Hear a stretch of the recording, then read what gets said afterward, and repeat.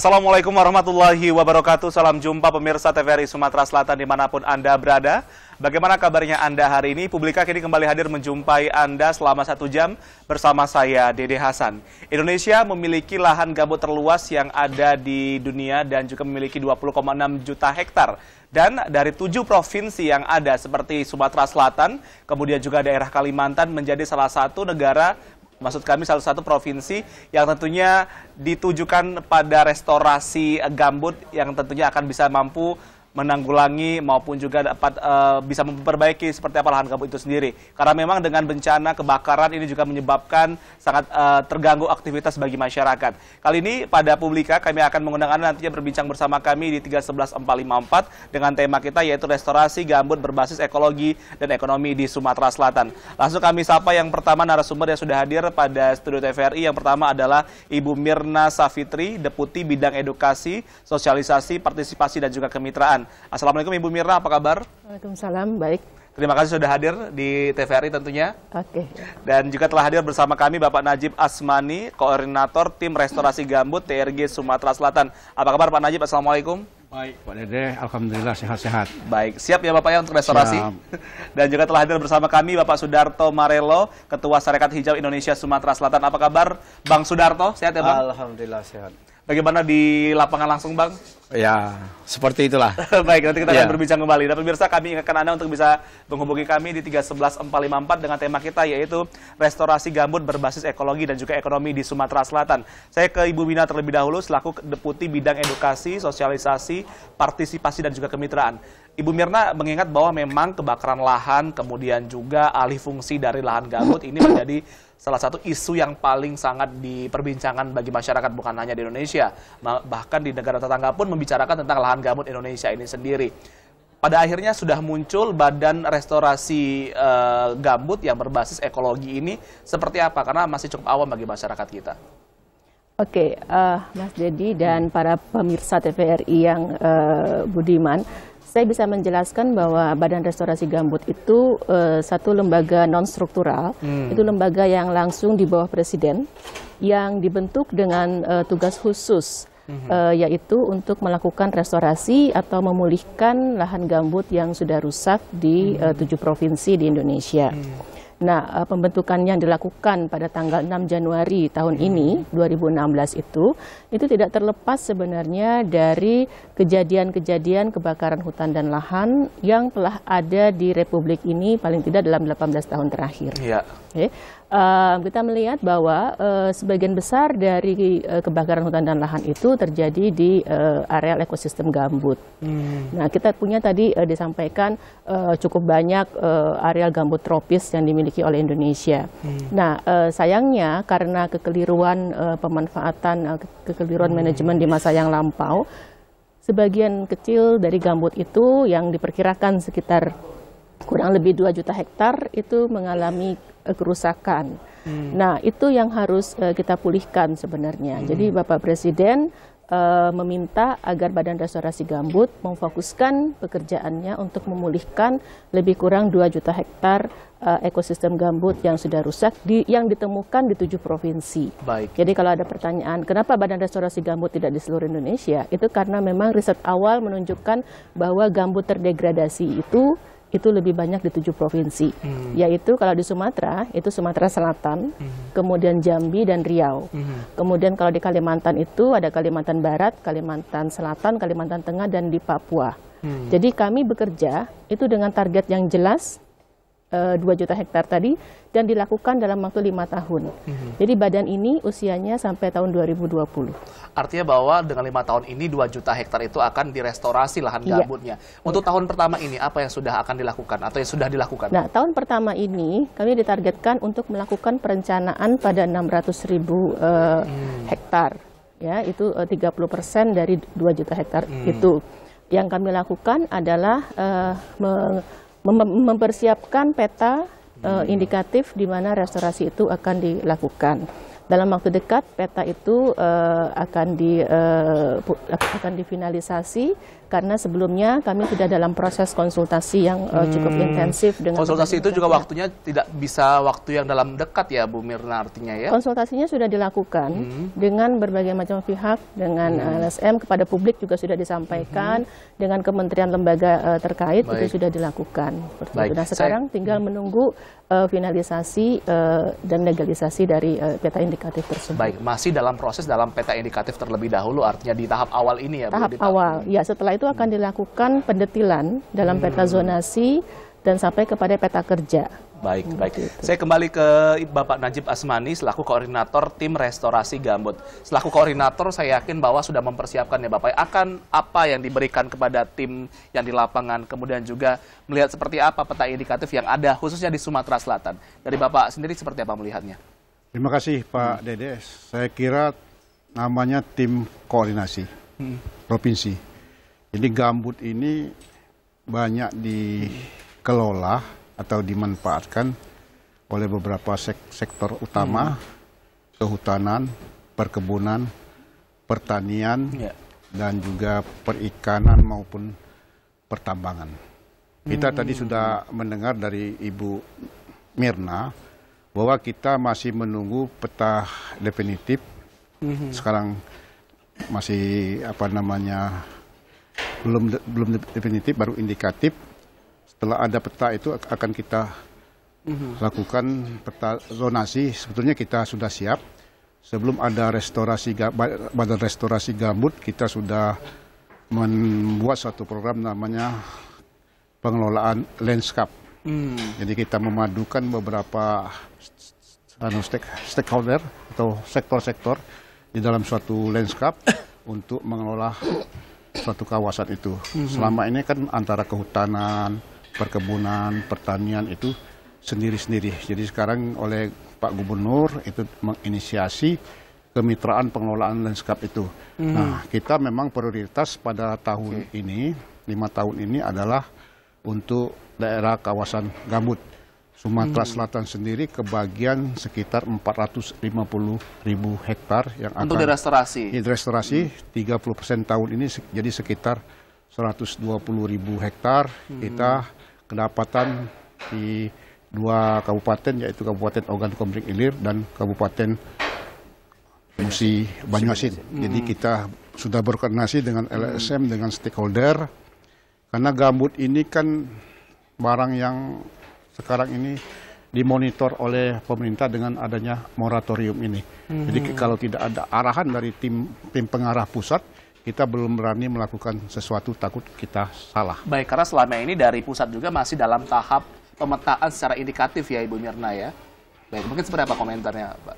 Ya, peta indikatif namanya kan belum jelas, baru indikasi. Nanti Ibu Mirna tadi sudah menjelaskan kalau sudah definitif itu baru kita bisa kelola mana kawasan yang masuk budidaya, mana kawasan yang masuk ekologi yang harus dilindungi.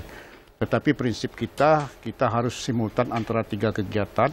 Ekologi tetap kita utamakan, pertumbuhan ekonomi tetap kita dukung, dan kesejahteraan masyarakat itu sosialnya itu yang jadi 3 ini kita mensinkronkan. Jangan sampai membangun sesuatu itu akan merugikan yang lain. Baik, yang jelas dari Pak Najib dan kawan-kawan sudah siap ya kita Pak ya? Sudah siap. Karena sudah mendata ada 150.000 hektar yang pasti di daerah Kabupaten Oki dan juga Ogan Ilir. Dan kita sudah mendata sebanyak sekitar 700 desa gambut yang ada sini, sekitar 700 desa gambut ya Pak? Gambut ya, yang pernah mengalami kebakaran dalam waktu 3 tahun.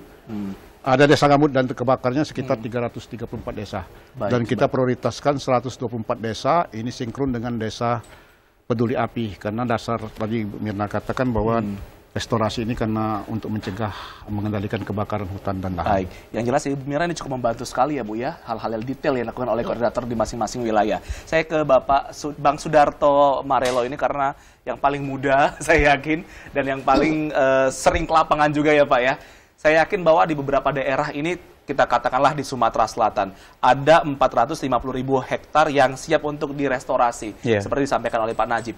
Seberapa parahnya Bang? Artinya cukup luas ya Bang ya, 400.000 hektar dalam jangka waktu mungkin bisa kita bilang beberapa tahun terakhir harus direstorasi, artinya ada kerusakan selama ini. Apa penyebabnya, Bang? Iya, gini, untuk tahun 2015 ini ada 850.000 hektar, Bahkan 850. lebih kurang, ya, yang terbakar. Kemudian ada 410.000 hektar itu berada di lahan gambut. Kemudian ada 63% atau 258.000 hektar itu berada di wilayah konsesi perusahaan. Selebihnya itu berada di misalnya di Taman Nasional, titik-titik api yang kebakaran kemarin. Kalau melihat itu, memang sangat parah yang perlu direstorasi. Dan kita juga seperti yang disampaikan oleh Ibu Mirna tadi, apa yang dilakukan oleh pemerintah saat ini dengan adanya pembentukan Badan Restorasi Gambut ini, harapan masyarakat sangat besar untuk supaya peristiwa kebakaran hutan dan kerusakan lahan gambut ini bisa cepat ditanggulangi. Seperti itu. Artinya selama ini bahwa ketika kerusakan hanya dibiarkan saja atau memang sudah jadi budaya yang ada bagi masyarakat kita. Nah, ini yang menjadi masalah. Sebenarnya kan kalau kita berbicara soal apa ini jadi budaya, tidak. Masyarakat Sumatera Selatan itu punya kearifan lokal. Kearifan lokal bagaimana di dalam Undang-Undang Simbur Cahaya itu diatur betul. Bagaimana masyarakat misalnya ketika mereka mau membuka lahan, ketika juga mereka mau membakar lahan. Itu jelas diatur. Ada syarat-syarat tertentu yang harus dilakukan oleh masyarakat kita terdahulu. Yang terjadi selama ini, Bang? Iya, kalau sekarang kan ketika Undang-Undang Simbur Cahaya atau ada sistem yang namanya pemerintahan marga itu oleh Gubernur Sumatera Selatan waktu itu tahun 83 itu di pemerintah marga ini dibredel, dihapuskan, dan inilah kearifan lokal di masyarakat Sumatera Selatan hilang. Itu awalnya. Itu awal mulanya apa ya? Akhirnya. Kita dulu nggak kenal yang namanya desa. Yang kita kenal adalah dusun. Nah, kita punya pemerintahan marga, pesira. Ketika masyarakat ingin membuka lahan, masyarakat izin dulu dengan pesira.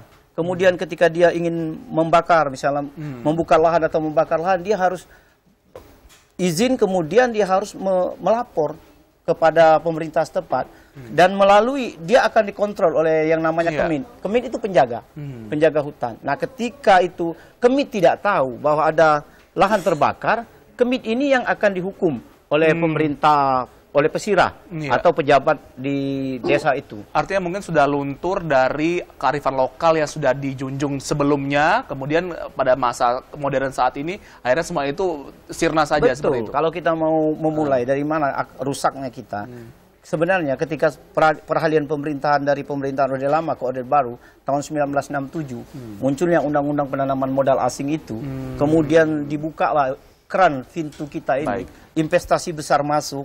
Nah, berarti butuh konsesi lahan. Nah, ketika konsesi lahan ini dibuka, semua pemerintah provinsi, kabupaten mengundang para investor. Tetapi kita tidak membatasi misalnya kebijakan kita membatasi wilayah-wilayah yang misalnya wilayah lindung dan sebagainya itu harus dilindungi seperti gambut kan. Ketika tanah mineral selesai, tanah mineral tidak ada lagi atau tinggal sedikit, wilayah-wilayah gambut ini yang menjadi sasaran. Kemudian alih fungsi lahan seperti itu artinya. Betul, ya. Baik. betul. Saya kepada Ibu Mirna dari keterangan Pak Najib dan juga Bang Sudarto juga cukup jelas bahwa memang di Sumsel juga ini cukup serius permasalahan yang ada. Nah, mungkin untuk daerah Sumsel sendiri menjadi fokus utama itu di daerah mana saja, Bu, kalau melihat kondisi ini? Dijawabnya tahan terlebih dahulu, tentunya Ibu Mirna dipersiapkan. Dan pemirsa, nanti kami akan mengundang Anda untuk bisa berbincang bersama kami usai jeda pariwara berikut ini.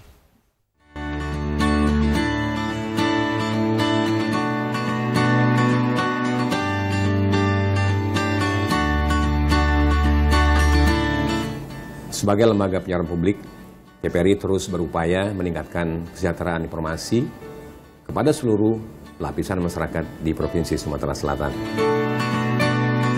Saat ini TVRI mengudara di Palembang dengan power 30 kW, analog, channel 46, power 5 kW digital, channel 29 UHF, dan didukung transmisi yang tersebar di 9 lokasi di Sumatera Selatan, antara lain Lubuk Linggau, Lahat, Batu Raja, dan Sekayu dengan power 5 kW, Prabu Muli 10 kW, Tebing Tinggi dan Gunung Raya 1 kW, serta Morainim dan Pagar Alam yang saat ini masih beroperasi pada channel very high frekuensi. Insya Allah, tahun 2017 yang akan datang, Muara Inim dan pagar alam akan kita usahakan beroperasi pada channel ultra high frekuensi.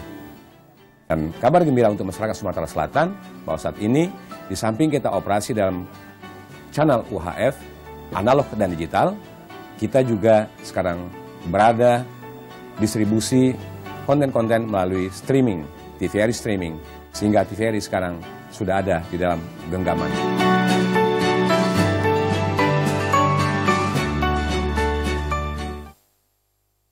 Dian katanya kemarin lagi dekat sama artis dari Jambi ya, Muhammad Malkon. Bergesah memberi warna baru dan segar lewat komedi yang dibawakan dengan tampilan khas gaya Wong Palembang.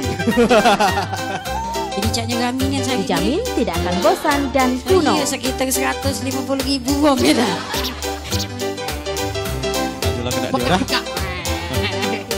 Saksikan hanya di TVRI Sumatera Selatan.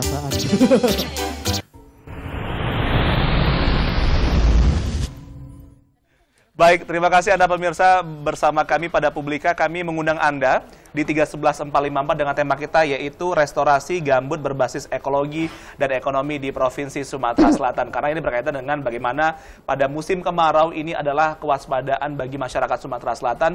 Jangan sampai nantinya ada kebakaran yang akan mengganggu aktivitas kita dalam kehidupan sehari-hari. Saya kepada Ibu Mirna kembali. Ibu Mirna melihat apa yang disampaikan oleh Pak Najib, Bang Sudarto juga cukup sangat menjelaskan bahwa di Sumatera Selatan ini juga bisa dibilang ada beberapa banyak sekali lahan yang harus direstorasi yang juga cukup parah seperti itu. Daerah mana saja menjadi fokus dari badan restorasi ini sendiri, Bu? Kalau 2016 ini kami fokus di 2 kabupaten, yaitu Ogan Komering Ilir dan Musi Banyuasin. Nah, untuk tahun-tahun berikutnya itu yang nanti akan kita lihat berdasarkan peta yang tadi saya sampaikan itu. Saya belum bisa menyampaikan daerah-daerah kabupaten-kabupatennya, tapi ada beberapa yang sudah masuk ke dalam daftar itu. Di tahun pertama ini apakah sudah masuk, Bu, Oki dan juga Musi Banyuasin ya, ini? Itu sudah menjadi perintah dari Presiden untuk dimulai di tahun 2016 itu di 2 kabupaten tersebut. Selain 2 kabupaten lainnya di Riau dan di Kalimantan Tengah. Ya.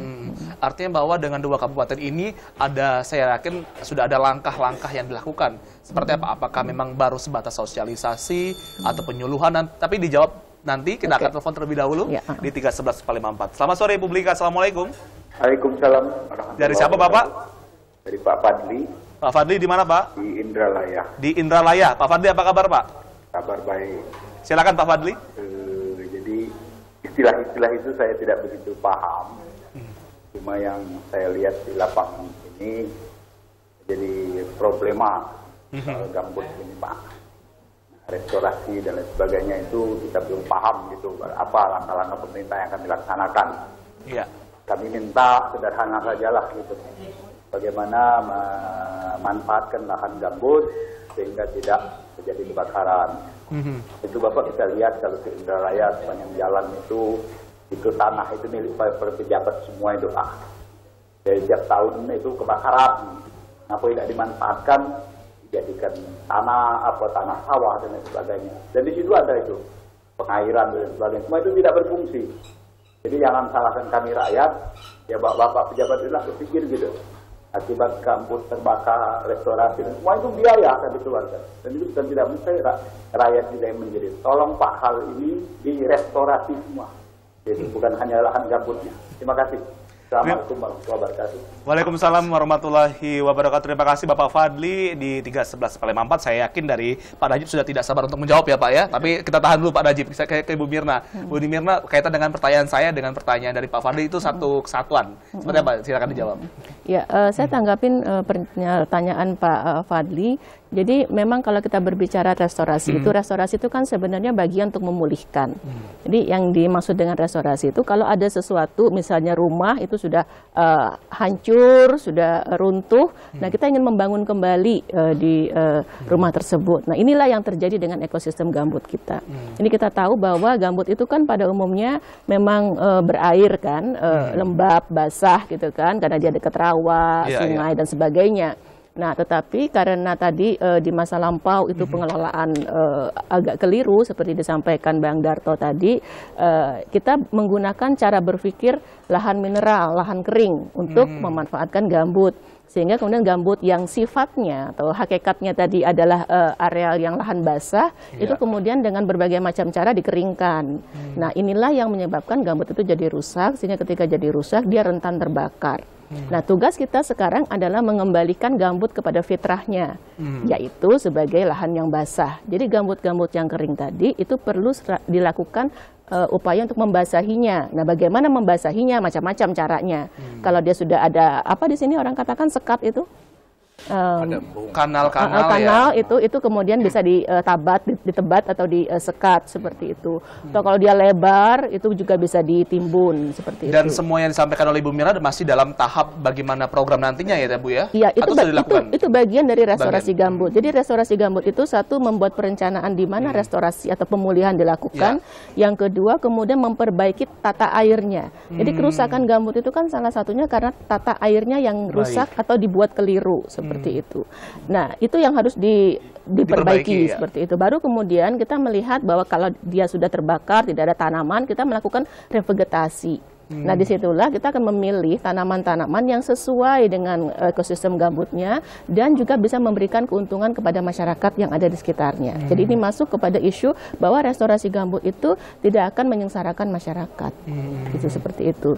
Nah, tadi terkait dengan apa yang disampaikan oleh Pak Fadli juga, itu memang benar kami temukan di banyak tempat persoalan lahan-lahan yang tidak dimanfaatkan dengan baik. Nah, ini menjadi tanggung jawab kita bersama. Karena kalau kita lihat di Undang-Undang Pokok Agraria, itu kan sebenarnya sudah jelas bahwa setiap orang, badan hukum ataupun instansi yang mempunyai hubungan hukum dengan tanah, itu mempunyai kewajiban untuk memelihara tanah tersebut.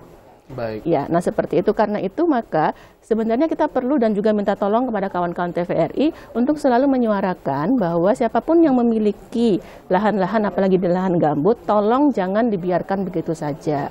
Mari kita manfaatkan. Syukur-syukur kalau pemanfaatannya bisa dilakukan bersama dengan masyarakat yang ada di sekitarnya. Itu kan sebuah proses untuk saling berbagi yang baik seperti itu. Jadi saya kira itu poin yang bagus sekali dan kami juga berpikir ke arah situ. Baik. Pak Najib, bahwa dari masyarakat seperti Pak Fadli mewakili lah yang belum paham secara detail seperti apa badan restorasi, yang taunya adalah bagaimana penanggulangan jangan sampai api terbakar, lahan gambut bisa dimanfaatkan dengan baik, jangan dibiarkan begitu saja. Seperti apa pendapat Pak Najib? Sekarang kalau kita lihat di Sumatera Selatan itu ada Satgas Penanggulangan Bencana Alam, ketuanya Danrem. Sekarang kalau dari sisi pencegahan, saya kira kita jauh lebih baik daripada tahun lalu dengan adanya tim patroli di lapangan, dan begitu kita mendapat informasi dari satelit itu langsung cross-check. Jadi kepada masyarakat bahwa asap tidak ada di Sumsel ini itu bukan semata-mata karena musim penghujan ya. Penghujan. Kalau kita lihat Pak, kalau kita tidak ditanggulangi dengan tim udara dengan tim darat, itu sekarang ini asap kita luar biasa sudah. Bahkan lebih banyak dari tahun lalu kalau tidak ditanggulangi. Dan lebih ini kita dengan upaya yang keras dan dukungan dari TNI, Polri, dari Manggala Agni dan dari masyarakat dan perusahaan itu betul-betul. Jadi kita tidak apa-apalah dikatakan tidak ada kerja, tidak ada asap, tapi kalau lihat sebetulnya kita bisa dimonitor di grupnya WA bagaimana parahnya, bahkan di tempat lain itu sudah ada korban. Terkait yang di Ogan Ilir, memang Pak Gubernur sudah memberikan edaran beberapa bulan yang lalu untuk menginventarisasi lahan-lahan yang di pinggir jalan antara Palembang Indralaya itu karena tidak jelas pemiliknya. Mungkin saja sekarang tidak tahu pemiliknya siapa, karena dari orang tua, mungkin orang tuanya sudah meninggal, tidak tahu lagi. Tidak ada dasar hukumnya itu bisa diambil oleh negara kalau memang tidak dapat dimanfaatkan. Karena di situ sumber dari api di Indralaya ini, entah sengaja atau tidak, pokoknya selalu muncul api untuk membuka lahan, tapi cepat kita kendalikan. Jadi memang intinya Pak Gubernur sudah ini, tapi kita sekarang perlu cari solusi dalam mengatasi, melarang masyarakat tidak membakar lahan, tapi kita harus carikan solusi. Jadi langkah-langkahnya, terutama lahan-lahan yang konflik, itu kita harus jelaskan dulu statusnya. Karena untuk mendapatkan modal, sebagai contoh kan BRI perlu kepastian lahan. Yang kedua, kalau lahan itu milik orang-orang tertentu tidak dilaksanakan, kita harus buat aturan supaya ini bisa dimanfaatkan apakah secara kolektif atau secara pribadi sehingga tidak dibiarkan begitu saja sepanjang tahun itu harus dimanfaatkan. Karena di sini kan nanam cabai, misalnya nanam sayur-sayuran, ada musim tenggelam, berikutnya tumbuh lagi. Jadi sangat berat mengolah lahan sih Pak ya. Dengan lahan dengan status yang belum jelas ini, apakah juga cukup mempersulit untuk restorasinya? Nanti dijawab ya Pak ya. Ditahan terlebih dahulu. Dan pemirsa, kami akan kembali lagi usai jeda pariwara. Berikut ini tetaplah bersama kami pada Publika. Pak, berangkat. Ya. Berangkat, Boh. Tolong itu, anakmu diajari toto kromo. Berangkat. Iya. Tadi jalan ya. Berangkat. Iya, hati-hati ya. Jangan nakal ya. Iya. Bang, berangkat. Ya, hati-hati ya, Gus. Sing pinter ya, Lia. Boh, berangkat. Nggak boleh. Kalau mau salaman, harus yang sopan. Rambut dan baju harus yang rapi ya. Danang, bajunya, rambutnya. Rambut Bapak. Bapak!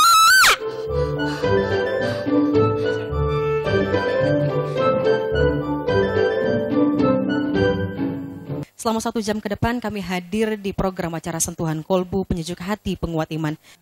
Orang yang merendahkan dirinya kepada Allah, ya, dia hinakan dirinya kepada Allah, berarti dia butuh. Di dalam tubuh manusia itu ada segumpal daging bernama hati. Jika ia baik, maka baiklah keseluruhannya. Dimanapun, jalan untuk mencapai kesucian hati ialah melalui kerendahan hati. Mari bersama mencari keutamaan amalan hati dalam sajian program acara Sentuhan Kolbu. Penyejuk hati, penguat iman, hanya di TVRI Sumatera Selatan.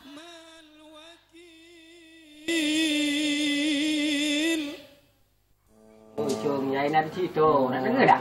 Salah. Nah, itu ujungnya. Ada monyet, ini kok dia tu, manjat pohon, tiba-tiba ada pemburu. Ada pemburu tembaknya. Tuh, mati 3. Tinggal berapa, Jum? Tinggal 2 lah. Salah. Berapa? 3 lah. Berapa lagi? Yang 3 tu yang mati tu, tinggal di situ kan? Yang 2 lah. Lagi. Udah, cuci mana? Banyak-banyak makan pempek, Jum.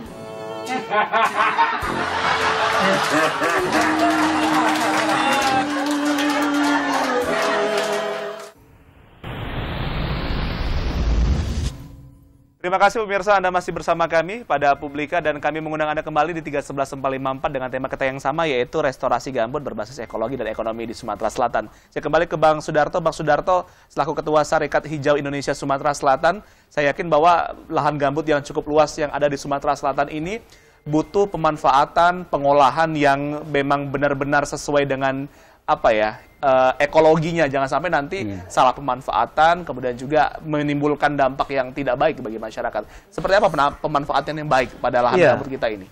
Di Sumatera Selatan ini kan untuk lahan gambut ada pengelolaan dan pemanfaatan. Masyarakat di Sumatera Selatan memanfaatkan lahan gambut ini, terutama kan gambut ini mampu menyimpan air yang sangat besar. Kemudian kan ada ekosistem di dalamnya, ada ikan dan sebagainya. Masyarakat di Oki atau di Sumatera Selatan khususnya itu memanfaatkan lahan-lahan gambut ini satu untuk mencari ikan. Kemudian kemudian mereka juga di lahan-lahan gambut itu ada tumbuhan-tumbuhan gambut seperti purun misalnya kalau di Oki. Purun itu digunakan untuk dimanfaatkan untuk membuat tikar dan itu menjadi penghasilan tambahan bagi ibu-ibu. Dan nah kalau sisi pengelolaan di Sumatera Selatan kan ada sistem sonor, sistem bertani sonor. Dan itu memang dalam membuka lahan ini ada pembakaran lahan. Tetapi kalau misalnya secara tradisional kita ada kekas namanya. Nah kekas itu ketika mereka membuka lahan itu tebang tebas. Jadi kayu-kayu besar ditebang, kemudian rumput-rumputan itu ditebas. Kemudian setelah itu mereka kumpulkan di tengah-tengah lahan. Nah sebelum ada pembakaran, mereka akan membersihkan wilayah di sekitar lahan itu, di sisi semuanya itu dibersihkan, kemudian ditumpuk, baru dibakar. Artinya tidak akan sampai kepada ke tempat lain. Jadi tidak akan dia merembet atau merayaplah ke tempat lain api itu. Karena dia sudah terlokalisasi. Kalau masyarakat dulu, itu dia tunggu sampai mati api itu. Baru mereka bisa melakukan pengelolaan lebih lanjut. Setelah mereka bersihkan, mereka olah itu lahan, kemudian mereka tabur padi. Mereka tabur padi, kemudian setelah itu mereka tinggalkan. Kenapa dibakar? Karena mengurangi keasaman. Mengurangi keasaman. Kalau masyarakat kita setelah menabur itu mereka tinggalkan 2-3 bulan, kemudian mereka datang lagi. Setelah dilihat, kalau itu tumbuh subur, itu mereka akan tunggu. Mereka akan pelihara. Nah, itu di masyarakat lokal. Kalau ada di masyarakat transmigrasi, di satu tempat di Oki, itu namanya Desa Nusantara, itu masyarakat transmigrasi yang sistem tonor juga, tapi sudah mereka kolaborasikan. Jadi untuk mengurangi keasaman, mereka tetap membakar lahan, karena harus dibakar lahan itu hama, terutama hama tikus yang sangat besar. Nah, selain mengurangi keasaman, mereka juga menggunakan kapur dolomit namanya. Nah, setelah hampir setiap hektar itu membutuhkan 1 ton. Kapur dolomit. Ideal sekali ya Bang ya, kalau memang dilakukan sesuai dengan kearifan lokal yang ada. Namun yang terjadi selama ini tidak seideal apa yang kita harapkan ya. Karena gini, setelah itu kan, setelah yang saya bilang tadi, kemudian kan ada bikin kanal-kanal. Misalnya masuknya perusahaan, itu dibikin kanal. Dan kanal itu tinggi-tinggi. Dia bisa sampai 1 meter atau 1,5 meter. Sementara air, ya, itu malah paling rendah dari permukaan. Misalnya cuma 30 cm. Nah, kenapa gambut jadi kering? Karena itu tadi, ada 70 cm lahan gambut yang tidak kena air, itu kan pengeringan. Nah, ketika terjadi pengeringan lahan gambut itu ketika terbakar di atas, kalau misalnya dipadamkan dengan air biasa, dia nampak padam di atas. Tapi di dalam dia tetap api membakar. dalam sekam artinya ya. Api dalam sekam. Nah, kalau masyarakat dulu, masyarakat tradisi, masyarakat lokal, mereka tidak menggunakan yang namanya kanal, tapi mereka membuat saluran air. Saluran air ini antara air dan permukaan itu sama. Jadi gambut itu tetap basah. Sehingga ketika ada pembukaan lahan dengan cara membakar, gambut di dalam nggak terbakar karena dia basah. Seperti itu. Kalau kita menyambung dari hasil yang saya bilang tadi di Oki, di Perigi, misalnya di Nusantara, petani-petani itu, mereka ketika memanfaatkan itu, setiap panen itu hampir 4 ton, 3-4 ton yang menghasilkan padi. Dan itu mampu menghidupi mereka selama 8 bulan atau musim berikutnya dengan hasil itu.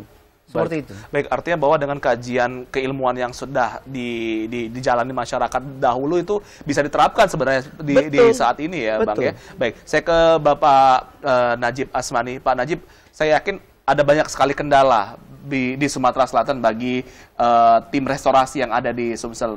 Mungkin dengan dengan lahan yang statusnya yang belum jelas, mungkin salah satunya seperti itu. Ada kendala apa lagi, Pak, yang mungkin bisa jadi salah satu solusi? Saya ingin menjelaskan menanggapi yang Bang Darto. Itu nostalgia kan. Karena waktu itu kan belum ada parit-parit drainase, jadi sehingga kalau dibakar di satu tempat itu tidak melebar jauh. Sekarang dengan adanya parit-parit drainase ini, apabila ada titik api itu tidak bisa terkontrol lagi. Jadi saya mengharap jangan lagi dihimbau gambut itu untuk melakukan pembakaran. Yang penting adalah solusi. Karena situasinya beda dong. Dulu kan dia sudah dikelilingi oleh air-air. Saya ini lahir di desa gambut, Pak. Jadi sejak kecil. Desa mana itu, Pak, boleh tahu? Saya dari Meranjat, Pak. Jadi sejak kecil saya itu terbiasa dengan asap dari tahun 60-an itu, tapi belum ada komplain orang banyak. Sekarang ini permasalahan begitu ada asap itu sangat komplain.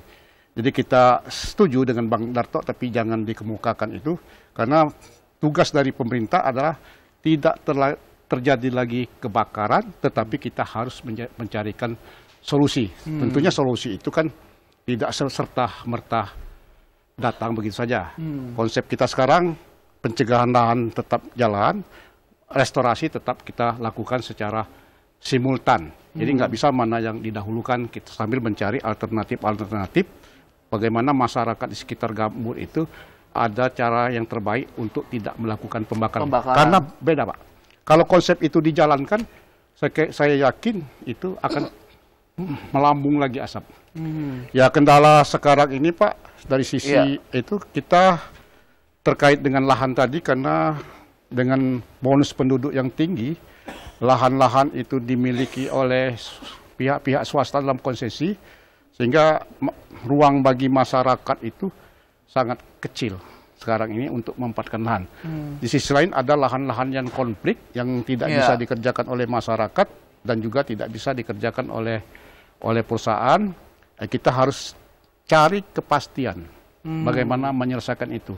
Karena sesuatu yang tidak pasti kita sulit untuk bekerja. Artinya bahwa selama ini dari tim restorasi yang ada di Sumsel ini masih menunggu kepastian ada seperti ya, itu. Kita ingin semua sektor tadi pemetaan dikatakan. Data yang disampaikan oleh Pak Darto 800.000. Data yang dimiliki oleh Pemda 730.000 kebakaran. Lahan gambut sekitar 300.000. Kemarin saya terima dari BNN di Sumatera Selatan 144.000. Jadi tugas yang pertama inilah satu peta one map polisi, itulah yang kita butuhkan. Jangan seseorang menyampaikan satu data itu berlebihan, indikatornya mungkin tidak sama. Kita harus samakan dulu indikator kita. Baru kita sepakat ini. Nah, makanya dari Ibu Mirna kita butuhkan secara cepat peta definitif itu, jangan wah ini sekian. Baik. Jadi tantangan pertama adalah bagaimana menyiapkan pemetaan. Kedua adalah untuk mengatasi resolusi konflik itu. Ketiga tentunya teknologi di dalam mengatasi itu. Yang keempat terkait pendanaan. Siapa yang mau mendanai? Cukup banyak loh Pak, saya baca di yang beberapa kelima, media. Apakah siap SDM kita untuk mengelola itu? Baik. Saya ada punya... Baik, nanti dijawab oleh Pak Sudarto, oleh Pak Najib, oleh Bu Mirna. Ditahan lebih dahulu, dan pemirsa. Kami akan kembali lagi usai jeda pariwara berikut ini. Tetap bersama kami pada Publika.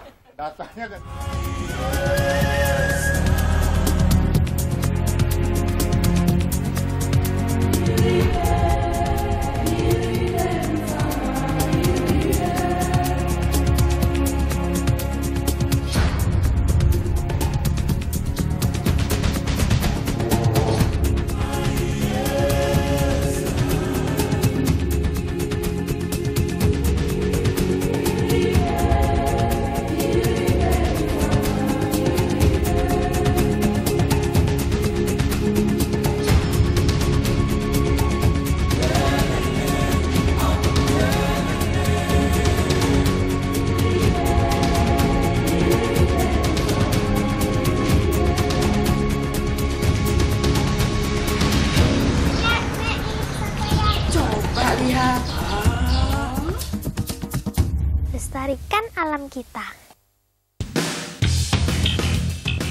Memeriahkan Asian Games 2018, ikutilah lomba pembuatan film pendek.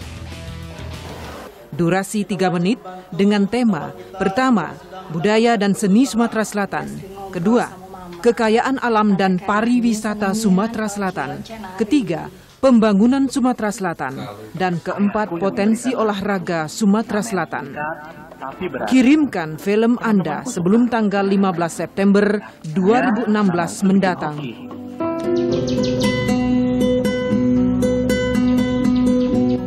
Bagi film terbaik akan ditayangkan di TVRI Sumatera Selatan.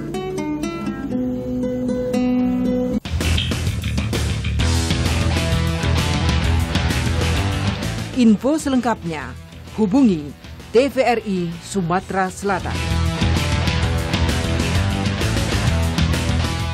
Kalau muda pastinya bakal ngeliat aksi-aksi yang keren-keren banget pastinya di Ekspresi Kalau Muda. Muda dan kekinian.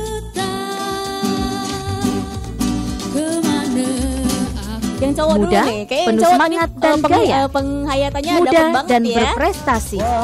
Ayo gabung di Ekspresi Kaula Muda dan tunjukkan kreativitasmu dalam berkarya. Hanya di TVRI Sumatera Selatan.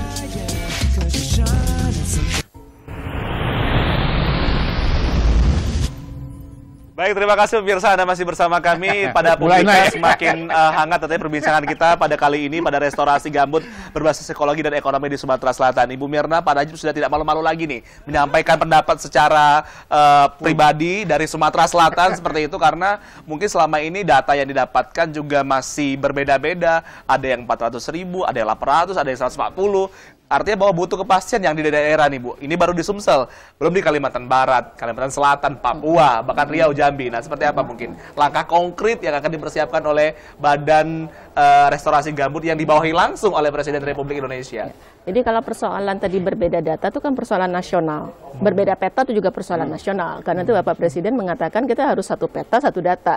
Ya, tapi kan itu proses juga panjang untuk menuju ke situ. Butuh kajian-kajian lagi ya, Bu? Ya, enggak, bukan kajian, sebenarnya butuh kesediaan dari masing-masing pihak untuk secara terbuka memaparkan data dan peta. Itu yang menjadi problemnya. Tapi di dalam konteks restorasi gambut, begitu BRG, Badan Restorasi Gambut itu mengeluarkan peta, maka itulah satu-satunya peta yang harus diikuti oleh semua pihak. Karena kalau peta itu di-challenge lagi, kita nggak akan kemana-mana.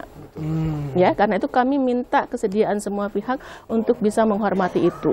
Karena ini prosesnya juga sudah panjang, konsultasinya juga sudah lama. Sudah 8 bulan ini, Bu, ya, dari Januari. Oke, itu satu poin ya. Jadi peta itu nanti satu-satunya peta yang akan jadi rujukan untuk kita berbicara soal restorasi gambut dan apapun yang dilakukan di lokasi restorasi gambut itu. Nah, terus kemudian yang kedua yang tadi menanggapi apa yang disampaikan baik oleh Pak Najib maupun Bang Darto, Badan Restorasi Gambut sangat menyadari masalah yang dihadapi oleh kawan-kawan petani. Saya juga bisa mengatakan bahwa buat kami juga pedih mendengar cerita itu gitu loh. Nah, kami memikirkan bagaimana caranya. Hari ini kelompok ahli BRG itu sedang rapat dan saya secara khusus meminta mereka untuk menyiapkan satu konsep bagaimana mengatasi apa yang tadi disampaikan itu. Dan sudah tadi saya dapat laporan, sudah muncul beberapa hal mengerucut, jadi sistem pertanian adaptif sebenarnya. Intinya, restorasi ini kan membuat semua pihak harus beradaptasi. Perusahaan juga harus beradaptasi, karena nanti lahan-lahan kering tadi harus mau dibasahi. Tidak bisa menolak lagi. Masyarakat pun juga perlu beradaptasi, kan sistem pertaniannya perlu beradaptasi. Nah, kami di Kalimantan Tengah itu akan membuat satu training workshop untuk membahas tadi sistem pertanian adaptif dengan berbagai macam model yang itu dapat diterapkan oleh masyarakat. Jadi saya pada saat melakukan kunjungan ke beberapa desa di situ, minta masyarakat secara swadaya menyediakan satu lokasi sebagai demplot bersama. Ya, karena kita juga belum tahu kan, bisa jadi cocok di sana, belum tentu cocok di sini. Nah, kita mengajak masyarakat untuk sama-sama kita dalam tanda petik membuat riset. Gitu loh, di dalam demplot tadi dengan teknologi seperti ini, apakah itu bisa digunakan atau tidak. Kalau itu bisa digunakan, maka itu bisa digunakan selanjutnya. Kalau tidak, kita sama-sama mencari jalan keluar yang lain. Seperti itu. Nah, tadi saya juga sampaikan ke Pak Najib, kami akan lakukan itu di Kalteng dalam waktu dekat, mungkin minggu depan, dan setelah itu di Sumatera Selatan. Semakin cepat juga kerja dari Pak Najib dan kawan-kawan seperti itu ya, Bu, ya. Tentu. Jadi kami juga sangat terbantu sebenarnya dengan kawan-kawan dari tim restorasi gambut daerah, kawan-kawan LSM, karena semua kan sebenarnya gelombangnya sudah sama ini. Tinggal strategi menyusun alur kerjanya. Karena ini kita perlu bekerja masif, tapi juga harus dengan komando yang jelas. Karena lokasinya banyak, apalagi tadi 700 desa. Kan seperti itu. Kawan-kawan mungkin sekarang baru 50-an desa ya. Nah, bagaimana yang lain kan? Baik, Bang Darto, sepertinya ada yang ingin disampaikan yang baru tertahan dari tadi. Saya sepakat dengan apa yang disampaikan Pak Najib tadi. Tapi saya perlu mengklarifikasi bahwa saya tidak menganjurkan masyarakat desa untuk membakar lahan. Tetapi kan pemerintah meminta untuk jangan membakar lahan. Tapi sampai sekarang solusi belum diberikan oleh pemerintah. Nah, kalau ini ditunggu, kasihanlah masyarakat kita kan, seperti apa nantinya. Nah, ini yang paling penting. Jadi, tapi apa yang sudah disampaikan oleh Ibu Mirna tadi, ada sistem pertanian apa tadi, Bu? Adaptif. Nah, sistem pertanian adaptif itu ya kita tunggu, masyarakat akan menunggu itu. Karena satu tahun ke depan masyarakat kan mau hidup, petani-petani kita mau hidup, mau makan dan sebagainya. Kan tidak akan mungkin mereka harus menunggu terlalu lama. Sementara musim tanam sudah mulai masuk ini. Di ini kan kita sudah mulai, kalau sekarang sudah bersih-bersih lahan petani. Sudah bersih-bersih lahan dan sebagainya. Sebentar lagi September itu kan akan mulai musim hujan. Kalau sudah musim hujan, mereka akan musim ngambur dan menanam padi. Oktober itu padi sudah mulai kan, hujan sudah mulai deras, padi itu akan tumbuh menguning dan sebagainya. Sekitar Januari Februari kawan-kawan sudah harus panen, seperti itu. Nah, saya sekali lagi mengatakan bahwa kalau misal masyarakat kita atau petani kita sampai sekarang masih membakar, artinya kita tidak maju-maju. Republik ini tidak maju-maju karena kita belum mendapatkan solusi yang baik soal mengatasi supaya masyarakat tidak lagi membakar hutan. Saya sepakat, tapi saya tidak juga menganjurkan bahwa ayo masyarakat bakar lagi. Enggak. Mungkin karena ini adalah salah satu solusi yang paling murah, mungkin seperti itu. Ya ini yang selama ini terjadi. Nah, kalau ada undang-undang di lingkungan itu mengatakan 2 hektar kan, 2 hektar boleh membakar. Nah, itu kan juga harus ini kan. Cukup banyak ya. Baik, kita akan kembali lagi berbincang bersama narasumber pada tema kali ini, pemirsa, yaitu restorasi gambut berbasis ekologi dan ekonomi di Sumatera Selatan. Kami akan kembali usai jeda pariwara berikut ini. Tentunya bahagia memiliki sahabat yang mengerti masalah yang sedang kita hadapi. Dapat berbagi cerita dan membantu mencari jalan keluar ketika menemukan kesulitan. Apa kabar pemirsa TVRI Sumatera Selatan dimanapun Anda berada? Nah, kebetulan Mbak Vivin ini dari agribisnis, jadi dia bisa menghitung aman. Lalu perawatan yang paling penting ya. Mungkin Mbak Vivin untuk perawatannya itu harus cermat dan tentunya untuk mendapatkan produk yang sehat. Karena itu, kami sajikan untuk Anda pecinta bidang pertanian, program acara Sahabat Tani yang dikemas dalam bentuk diskusi interaktif yang dapat memberikan informasi serta berbagi pengalaman dalam bidang pertanian.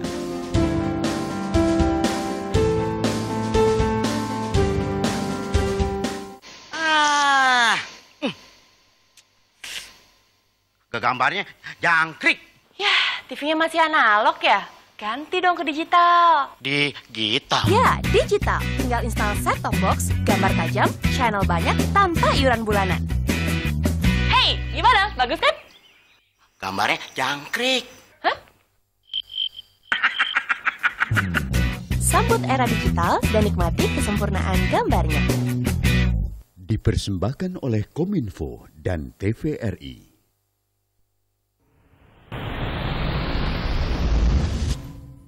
Terima kasih pemirsa, Anda masih bersama kami pada Publika dan kami pada segmen terakhir di Publika kali ini dengan restorasi gambut berbasis ekologi dan ekonomi di Sumatera Selatan. Saya ke Pak Najib Asmani selaku koordinator tim restorasi gambut Sumatera Selatan. Baik, Pak Najib, dengan melihat kondisi bahwa seandainya sudah ada kepastian pemetaan definitif seperti itu, langkah apa yang akan dilakukan dari TRG Sumatera Selatan? Ya, yang jelas kita mengkoordinasikan kegiatan ini kepada multi stakeholder, baik juga kepada pemerintah maupun pada aktor-aktor yang lain. Apa dan berbuat apa melakukan sesuatu itu.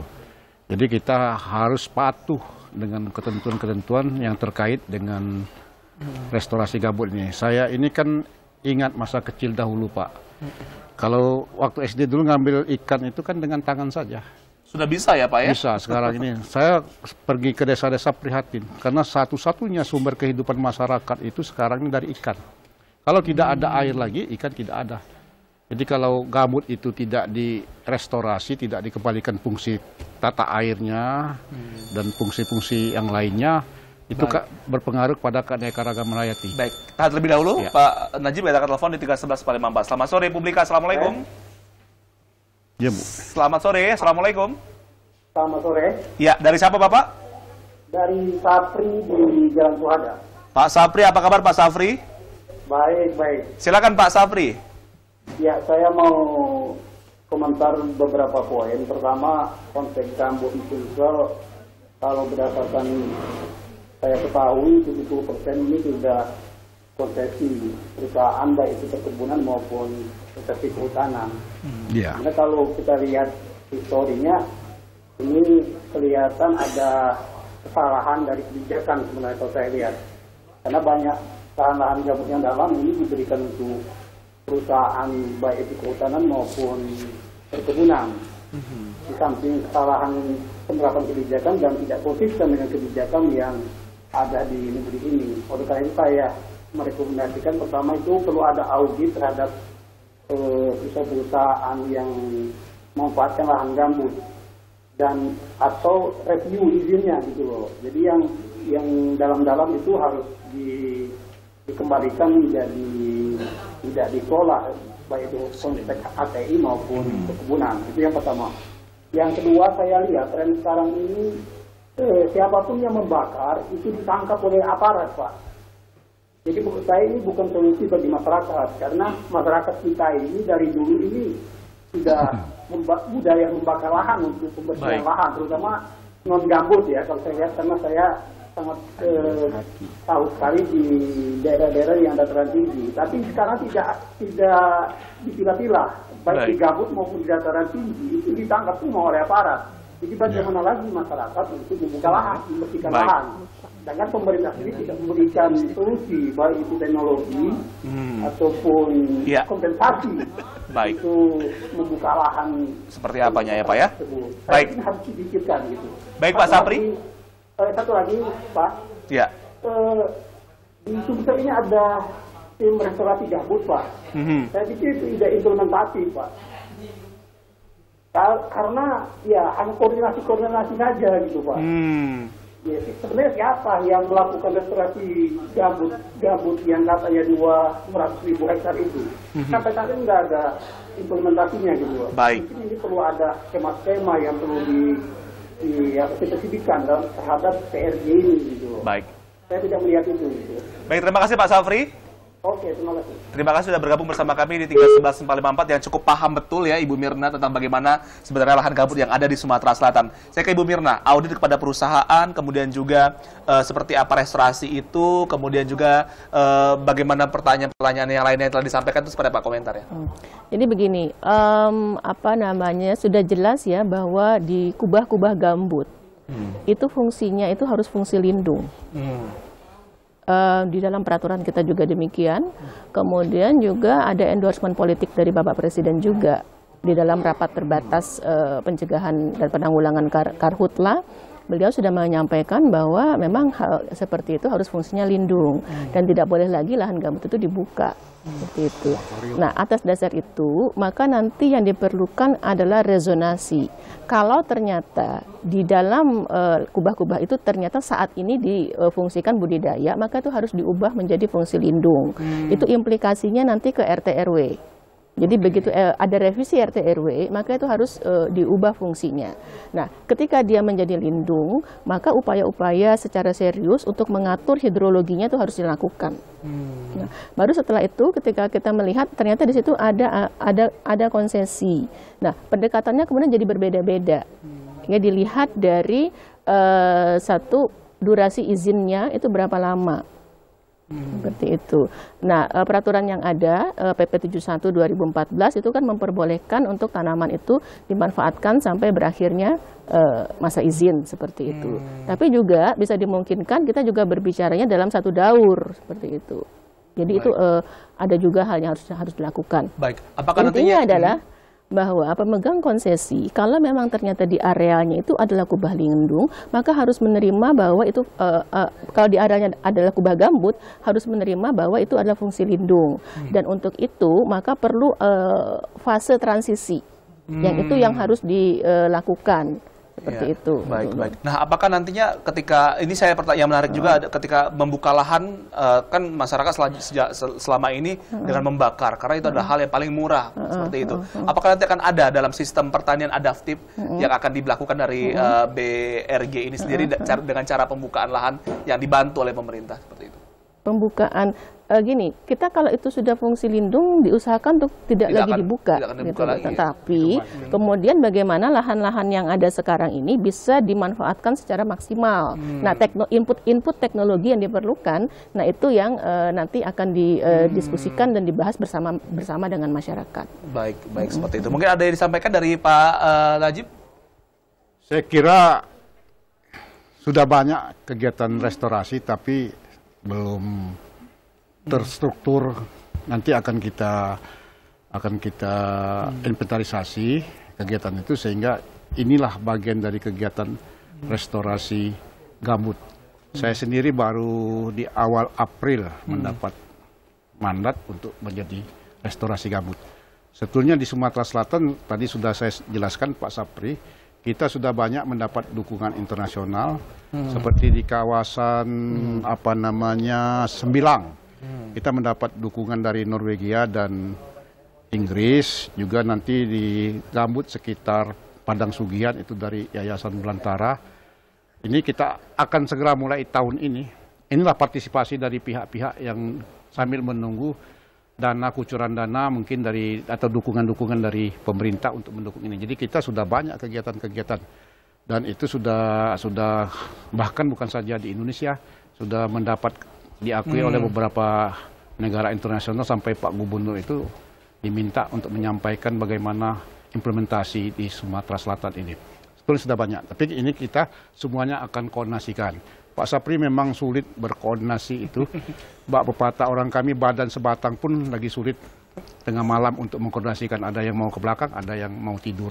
Itulah koordinasi kira-kira begitu Pak Sapri. Baik, Pak Darto, Bang Darto, saya yakin selaku Ketua Serikat Hijau yang juga sangat dekat dengan para petani, yang dirasakan oleh para petani, sebenarnya para petani kita yang ingin kesejahteraannya juga semakin lama semakin meningkat, apa yang mereka harapkan selama ini, Bang Sab ini? Bang? Iya, Bu, yang pasti kan kebijakan yang berpihak kepada mereka, kepada petani. Ya kalau selama ini kebijakan itu lebih banyak, misalnya lebih mementingkan investasi, sekarang bagaimana kebijakan itu berpihak kepada masyarakat, berpihak kepada petani.